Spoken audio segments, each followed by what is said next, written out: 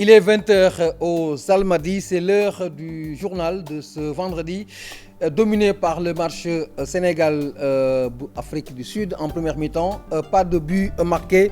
Assoumène, bonsoir. Bonsoir Fabrice, bonsoir chers téléspectateurs. Alors voilà pourquoi nous allons inverser la chronologie de ce journal, Sénégal-Afrique du Sud d'abord. Tout de suite en direct, en duplex avec le service des sports et ses consultants autour de Mame Fatou Ndoye.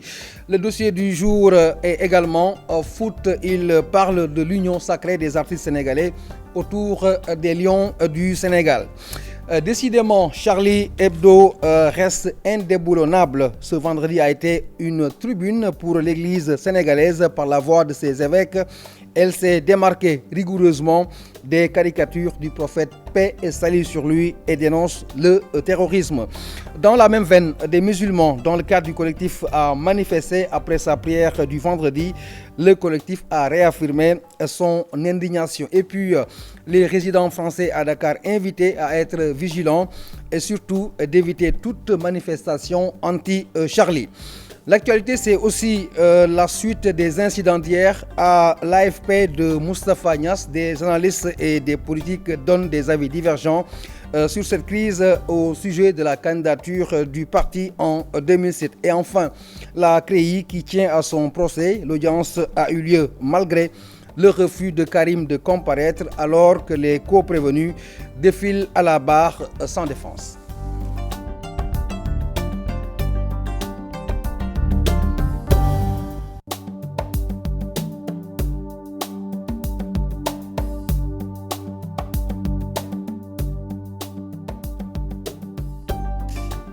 Alors, les à côté de cette CAN dans les locaux de la TFM, en duplex avec Mame Fatou Ndoye autour de ses consultants pour les besoins de cette deuxième sortie des Lions. 1-0, malheureusement pour les passionnés. L'Afrique du Sud, Mame Fatou est devant et ça s'est passé très rapidement.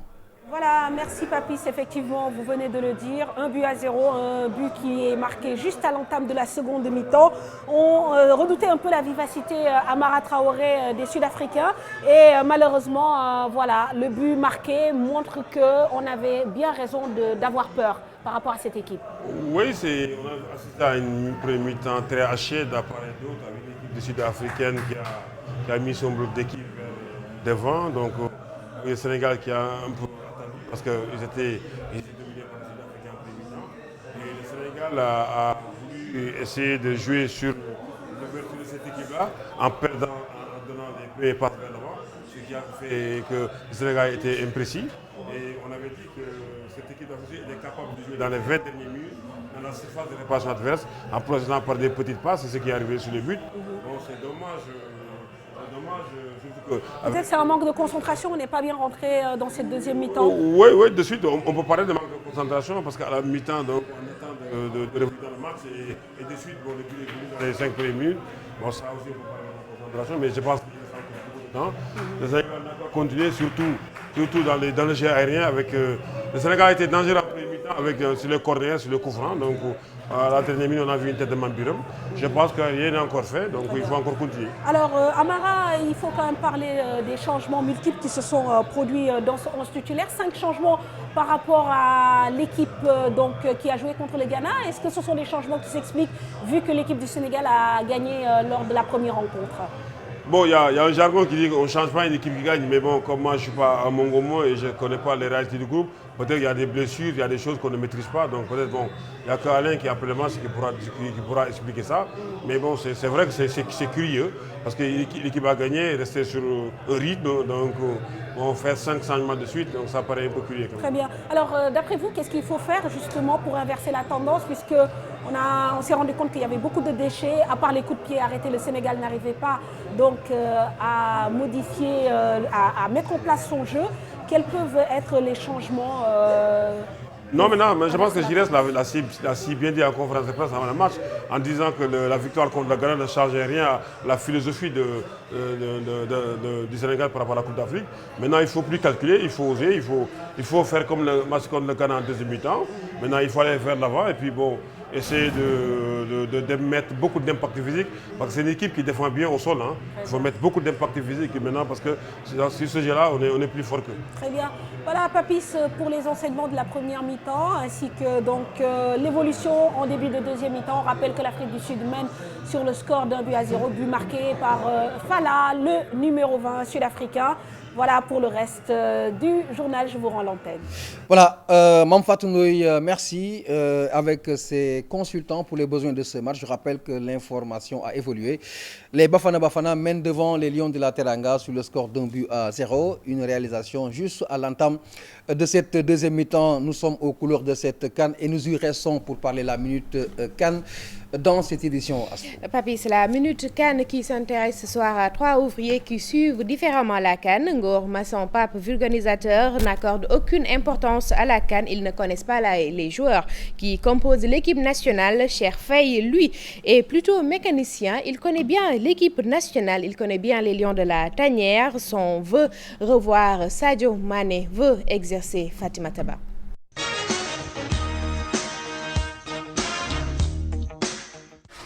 Sous le chaud soleil, Ngor travaille.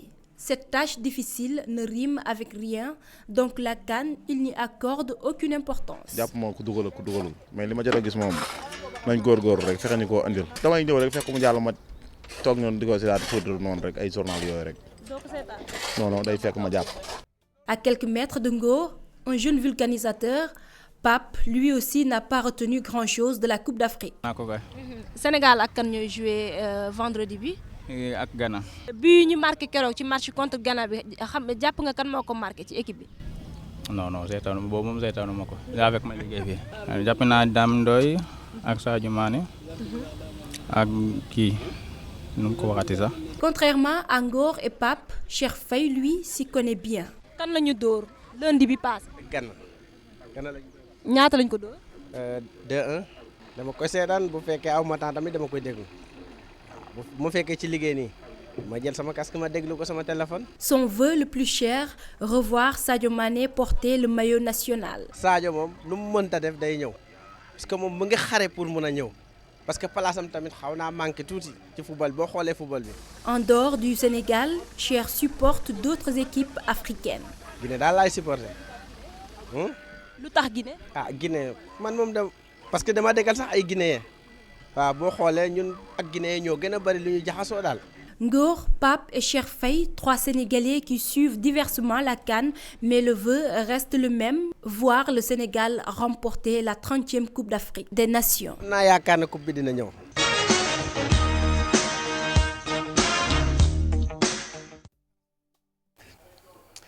Alors, nous refermons momentanément cette page sportive. Nous reviendrons sur le dossier du jour en fin d'édition. Je le disais dans le titre, Charlie Hebdo reste encore au cœur de l'actu au Sénégal. Aujourd'hui, à Sou, il y a eu une manifestation pour dénoncer encore les caricatures. Manifestation dans la capitale dakaroise. Le collectif qui lutte contre les caricatures de Charlie Hebdo a réitéré son indignation face aux caricatures blasphématoires de l'hebdo français. Une manifestation dite de l'unité qui a attiré des centaines de fidèles après la prière de vendredi. Compte rendu d'Issa Prera. À la place d'une marche, un grand rassemblement sur l'esplanade de la grande mosquée de Dakar. Membres du gouvernement, ONG, associations religieuses ou simples fidèles, tous ont fait le déplacement, ont manifesté contre les caricatures de Charlie Hebdo. Hier, des marabouts nous ont appelés et l'ex-archevêque de Dakar nous a délivré un message pour nous dire: nous voulons que ce rassemblement soit un rassemblement de l'unité, que tout le monde parle le même langage. Personne ne peut s'arroger le droit d'être quelqu'un qui aime plus le prophète dans ce pays-là. J'étais venu également représenter le chef de l'État qui a signifié pas plus tard qu'hier soir qu'il est du côté de ceux qui défendent la religion musulmane. Au-delà de faire passer le message, le collectif organisateur de la manifestation met en garde contre toute tentative de récupération politique de cette offense à la foi musulmane. Cela n'est pas acceptable. Un musulman n'est pas apostasié. Le prophète sallallahu alayhi wa sallam dit: celui qui apostasie un musulman, si celui-là n'est pas apostat, c'est lui-même qui devient apostat.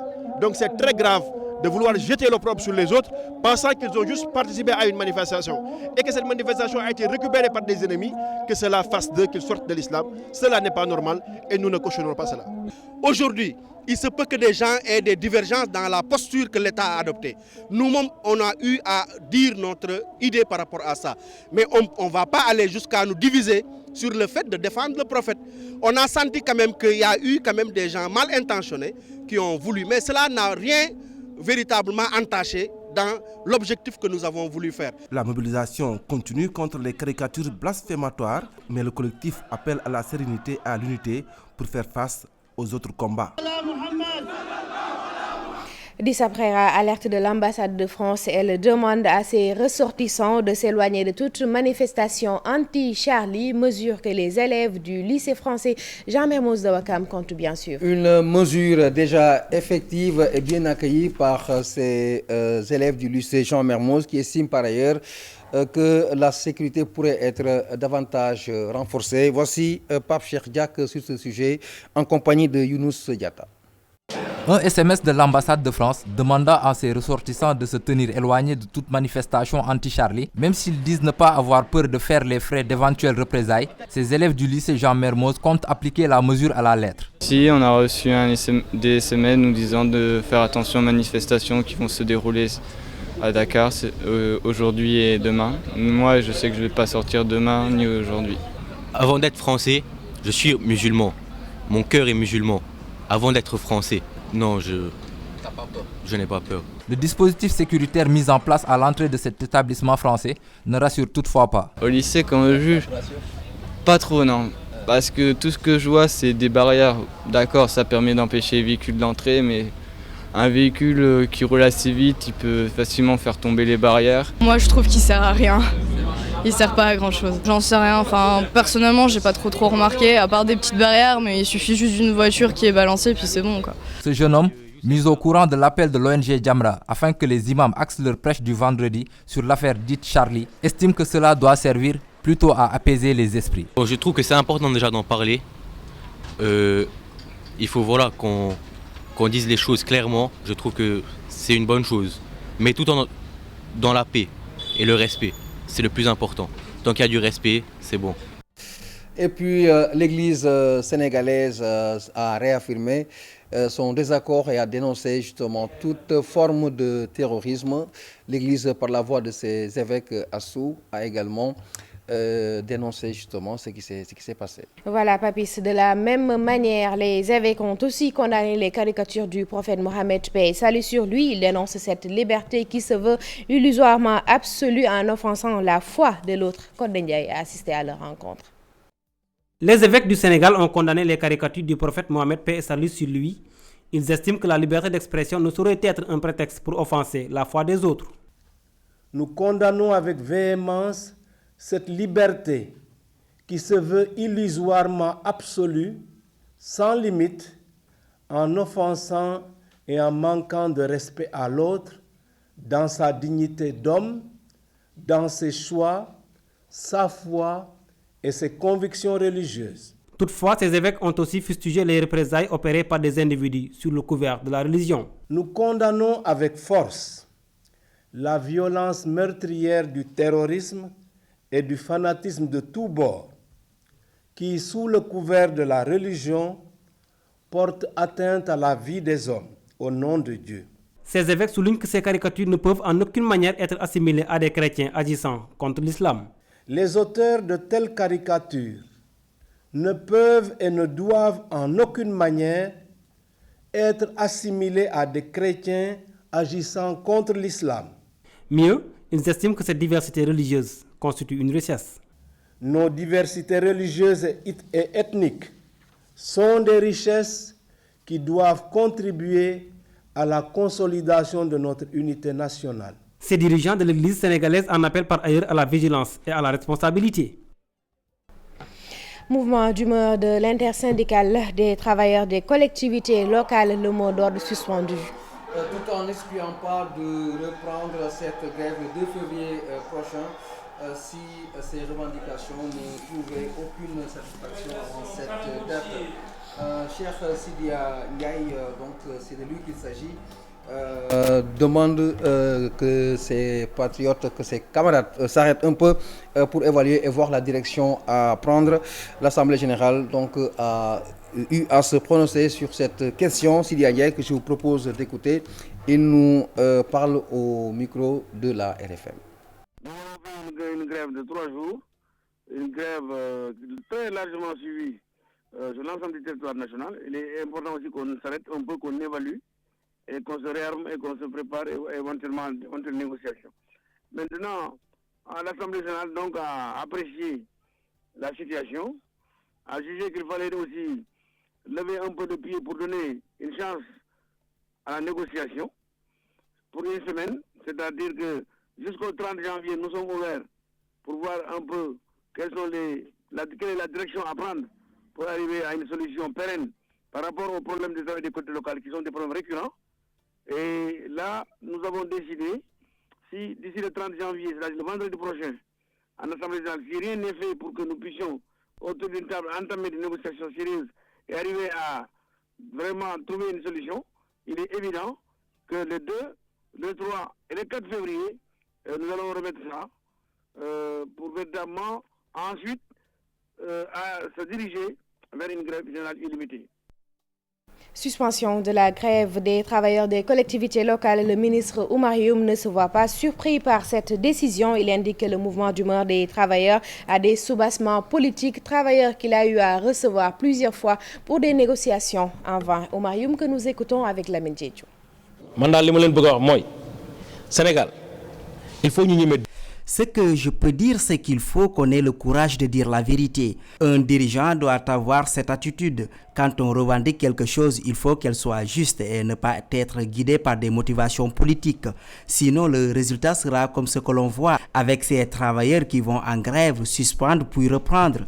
Depuis des années, c'est la même chose. Cela affecte surtout les populations. Il paralyse tout le système pour rien.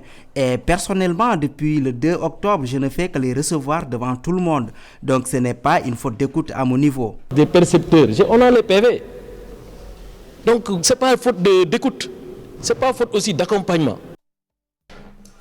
Et puis, remise du rapport général des travaux du Comité national de pilotage de l'acte 3 de la décentralisation au ministre des collectivités locales. Ce dernier parle d'un travail abouti qui sera soumis au chef de l'État pour approbation. Le professeur Ismaël Madior Fall, auteur du rapport, est revenu sur certaines recommandations et les défis liés à la mise en œuvre effective de la nouvelle politique de décentralisation. Nous reviendrons sur cet élément dans nos prochaines éditions ou avant la fin de cette édition. Papi, ce matin, parlons du procès Karim Wade, audience du jour. Le principal prévenu et ses avocats refusent toujours de se présenter à la barre. Le boycott est maintenu. Vous l'avez dit, le prévenu boycotte la barre et ses avocats suspendent leur comparution. La partie civile minimise et déclare que malgré tout, le procès se déroule normalement et les autres co-prévenus sont présents même sans défense. Adiatala Modou. Les avocats de la partie civile se retrouvent seuls contre les co-accusés de Karim Wade. Le principal prévenu refuse de comparaître et ses avocats optent pour le boycott. L'absence de garantie d'un procès équitable sous-tend leur décision. Il y a des gens qui conçoivent qu'un tel procès puisse se conduire sans défense. Mais écoutez, je dis, il faudra quand même que devant l'histoire, ils assument leurs responsabilités. Il y a des renvois qui ont été obtenus par le procureur spécial quand il l'a voulu. La Cour a renvoyé les audiences quand elle l'a voulu et que le fait de me refuser un renvoi de 24 heures ne participait pas à la garantie des droits de la défense. Le président de la Cour me l'a refusé. Maître El Hadj Diouf de la partie civile refuse le boycott de certains de ses confrères de la défense, même s'il dédouane ceux qui assistent les co-prévenus. C'est Karim Wade qui a refusé de comparaître, donc la défense n'a pas le droit de venir défendre Karim Wade. C'est interdit. La loi dit que si votre client ne vient pas, vous n'avez pas le droit de vous présenter dans la salle pour le défendre. Donc nous avons pensé qu'ils ont choisi ce moment pour prendre la tangente, pour fuir le débat contradictoire, comme le frère de Bibo Bourgi. Alioune Samba Diassé d'ABSSA et Mamadou Pouy d'AHS n'ont pas voulu suivre Karim Wade à leurs risques et périls, même si la partie civile pense que le procès ne peut être biaisé. Le fait que la défense, toute la défense ait suspendu sa participation risque de nuire aux droits de la défense. Ils font avec ce qu'ils ont comme droit, ou en tout cas ce que la CREI leur reconnaît pour l'instant comme droit. Qu'on soit là-bas ou qu'on n'y soit pas, l'avenir il est toujours risqué. S'ils ont choisi de sacrifier les intérêts de leurs clients pour faire plaisir à Karim Wade, mais c'est leur problème, ça ne nous regarde pas. Depuis donc, le refus de comparution de M. Karim Meïssa Wade, les choses s'accélèrent. Après le refus de Karim Wade et le boycott de ses avocats, un assesseur rend le tablier en pleine audience. Tous ces impairs ne risquent-ils pas d'entacher le procès? Toujours dans ce chapitre judiciaire, donc Maître El Hadji Diouf banalise à la suite de la démission du magistrat. Voilà, des dispositions ont été prises selon Maître El Hadji Diouf par la Cour, c'est-à-dire remplacer séance tenante le magistrat démissionnaire. Maître El Hadji Diouf que nous réécoutons avec Adji Attala et Younous Diatta. Tribunal. Le tribunal prend tout le temps des dispositions nécessaires en cas d'empêchement d'un juge ou d'un assesseur. Il est remplacé automatiquement. Le caractère placide du président Henri Grégoire Diop trompe beaucoup de gens. Son éducation catholique, son sérieux et sa sympathie sont à saluer. Et puis, c'est le président de toute la cour, de tous ceux qui y siègent. Quand j'entends certains dire que le président s'est disputé avec l'avocat Maître Ahmadou Sall, ce n'est pas le cas. Il a le pouvoir de rappeler à l'ordre tout un chacun qui exagère. Vous pouvez déborder, procureur aussi, le président va rappeler à l'ordre. Nous devons rappeler à l'ordre. Après l'audience du jour, parlons maintenant politique. Remous au sein de l'AFP pour Maître Abdoulaye Babou, ancien progressiste. Malick Gakou a réussi son coup d'État organisé au sein de sa formation politique. Par ailleurs, l'ancien porte-parole des progressistes condamne les insultes de Moustapha Niasse, mais aussi invoque que le président de l'Assemblée nationale ne l'a pas surpris dans ce dérapage. Chérif Dia Modou Diop. Conspié par les jeunes, Niasse s'agace et profère des injures à Gakou. Maître Abdoulaye Babou exprime son indignation, même s'il n'est pas surpris par le dérapage verbal de son ancien mentor. Certes, les Sénégalais ont été surpris, mais moi personnellement qui ai eu l'occasion de fréquenter Moustapha Niasse pendant près d'une dizaine d'années, je sais qu'il a le sang chaud et l'insulte facile. Ce qui s'est passé hier, et je trouve ça extrêmement dommage et désobligeant même vis-à-vis des Sénégalais, parce qu'il est le président d'une institution. Nous qui fûmes les fondateurs de l'AFP et qui aimions ce parti, nous avons été évincés un à un. Abdoulaye Babou, Serigne Mamoun Niasse, Feu Serigne Mamoun Niasse, Omar Khassimou Dia, Mordien, Hélène Tine, le docteur Pape Camara, la liste est longue et je ne suis même pas exhaustif. Analysant les incidents de jeudi, l'ancien porte-parole de l'AFP y voit un coup d'État bien réussi de Malick Gakou. C'est un coup d'État. C'est un coup d'État à l'intérieur de l'AFP. Non, il coup d'État là, mais Moussa Niasse aussi le mérite. Il ne sera pas viré. Il ne pourra pas être viré. Parce qu'il a eu le temps d'analyser l'homme, il a eu le temps de faire un maillage profond du parti, il a tous les soutiens. C'est hier maintenant, avec son timing bien programmé, mais qui s'est montré à la face des Sénégalais. Pour lui, Moustapha Niasse est conséquent avec lui-même sur son soutien à Macky en 2017, même si sa méthode fait défaut. Je trouve qu'il est cohérent. Il a cheminé avec le président Macky Sall dans la loyauté. Sa première erreur, c'est de s'être prononcé très tôt. Donc, il le fait. Il installe alors la zizanie dans son parti. S'il avait attendu un temps propice à quelques encablures des élections, ça pourrait atténuer. Premier élément. S'il avait pris le soin de faire partir l'information de la base au sommet, d'activer les départements, les communes, militants de l'AFP qui réclament justement ce compagnonnage avec Macky Sall jusqu'en 2017. Ça aurait été mieux. L'AFP dans la tourmente, le leadership de Moustapha Niasse aujourd'hui en question et ses insultes de jeudi ne sont pas pour arranger les choses.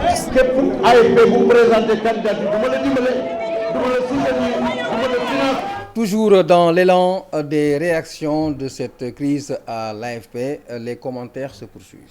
Les commentaires se poursuivent, Papis, et pour Barkaba, cette crise ne va profiter qu'à l'APR de Macky Sall. Barkaba, que nous écoutons avec Chérif Dia. Je pense que Niass a commis 2 erreurs fondamentales. La première, c'est que justement, il vient de casser une image qu'il a patiemment construite, une image d'homme d'État plein de retenue et même de sage qui a blanchi sous le harnais. Cette image a volé hier en éclats par une sortie très malheureuse qui risque de le poursuivre pendant longtemps et qui l'a caricaturé et qui donne du grain à moudre à ses adversaires, eux qui l'ont toujours dépeint sous les traits d'un homme très colérique, voire vindicatif. Cette image, cette sortie malheureuse hier de Niass, va fortement écorner son image au sein de l'opinion publique. La deuxième chose à analyser, c'est que la crise qui est très sérieuse et qui secoue l'AFP bénéficie directement à l'APR. C'est comme si Macky Sall habilement avait tendu un piège à ce parti. Et c'est lui qui risque d'en récolter les fruits dans la mesure où Niass est fragilisé au sein de son propre parti.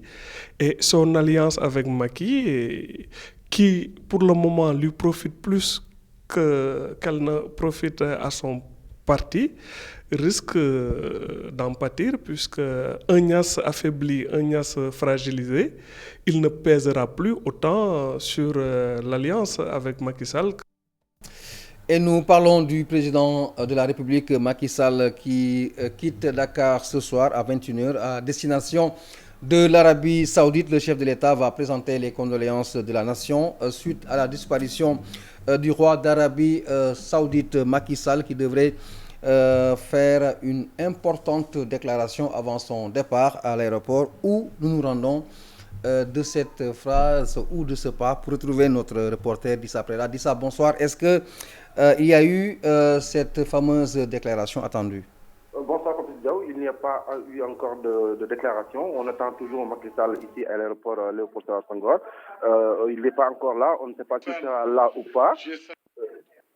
Allô? Oui, on vous entend parfaitement. Voilà, allez-y. On ne sait pas s'il sera là ou pas. Il n'y a aucun signe de présence du président de la République. Nous avons fait un peu le tour de salon d'honneur. Ils n'ont pas encore eu l'information, mais nous attendons. Ce qu'on peut dire, c'est que le président de la République devrait prendre le départ aujourd'hui direction Arabie Saoudite.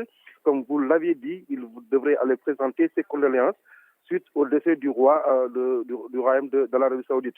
Décès annoncé hier tard dans la soirée, avant le départ. Également, il devrait faire une importante déclaration. De quoi s'agit-il? De quoi le président de la République va-t-il entretenir le peuple sénégalais? Nous le saurons si jamais il est là, si jamais il se présente à l'aéroport Sédar Senghor.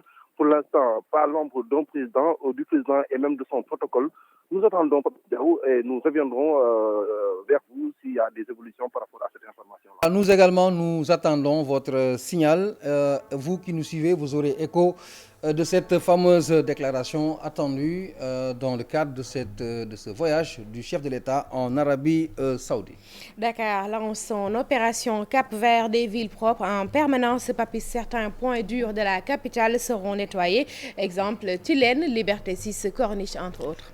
400 agents sont déployés par Entente Dakar pour sillonner les différentes artères ciblées. Le matériel et la logistique seront renforcés, affirme Moussa Tine.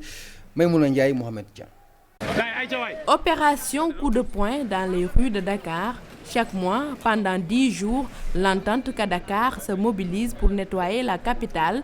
400 agents vont renforcer les 1532 déjà existants. Les opérations de nettoiement ont besoin souvent d'être accompagnées par des opérations à forte mobilisation. Ce qu'on est en train de lancer, c'est ce qu'on appelle des opérations Cap-Vert des villes propres.